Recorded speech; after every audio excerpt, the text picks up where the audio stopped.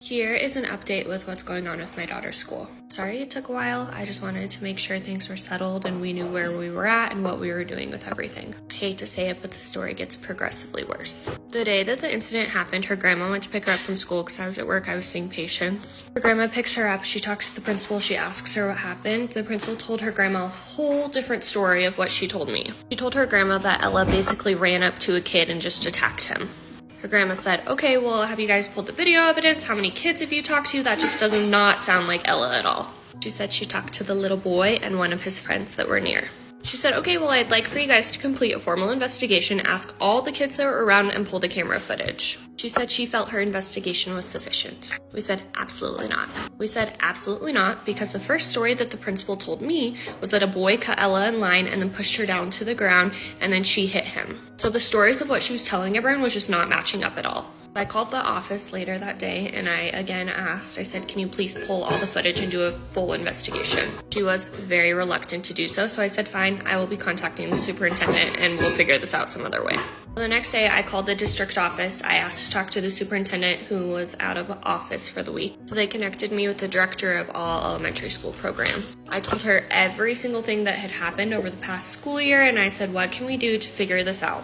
She said she was going to contact the principal. She herself was going to conduct an investigation and they were going to pull the video footage. The next day she calls back and she is so apologetic and said that they pulled the footage and finished an investigation. And the story of what actually happened is so much worse than what the principal was even saying. So in the video and from the other kids, Ella was on a swing on her stomach with her arms on the chains like this, swinging back and forth. The little boy came and told her to get off because he wanted to turn. She said, no, I'm still swinging. It's my turn. I'll get off when I'm done.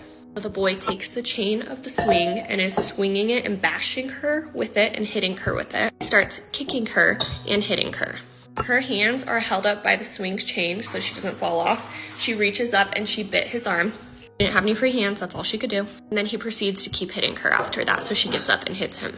The district director was so apologetic. She was like, I'm so sorry this happened. I am so sorry that an investigation was not done. I told her I just wanted someone to be held accountable because it is not okay that this even happened in the first place, let alone that an investigation was not done and Ella was blamed for the whole thing. I said I would like to sit down with the principal and you and figure out where we can go from here and what can be done. She said since it was the end of the school year, she didn't know if she could make that happen. We did talk to the police because what happened to Ella, what the little boy was doing, was not okay. In our state, since he's under 10, we cannot press charges. The district director said that she made everything equal, the punishments equal, so the little boy was also suspended now. But up to this point, we still have no resolution of what's going on. I know that she will not be going back there next year, but I'm just so hurt and upset and I'm sad for her.